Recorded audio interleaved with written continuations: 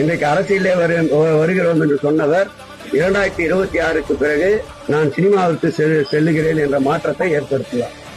ஐயா தம்பி, what bro, it is not wrong bro, it is worst bro. அவ்வளவுதான், முடிஞ்சு கதை. எத்தனையோ பெரியவங்க எல்லாம் நம்ம அதை கட்டி காத்த ஒரு சங்கத்துல அதுக்கு ஒரு செங்கலை கூட எடுத்து வைக்காதவர் தான் இந்த விஜய். நம்மளுக்கு அவ்வளவு மகிழ்ச்சி கொடுக்கிற நம்ம விஜய் சினிமாலேயே வச்சுக்கணும். சினிமாலேயே வச்சுக்கணும்னு என்ன பண்ணோம், நாம சந்தோஷமா இருக்கிறதுக்காக அவர் சினிமா அனுப்பிச்சிடணும். இல்ல அவர் போயிடுவார். திமுக அழிக்கணும், திமுக அழிக்கணும், திமுக வாங்கிட்டு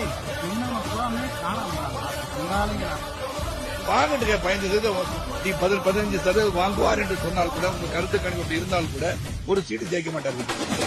ஸ்ரீ ஜோசப் விஜய் எனும் நான்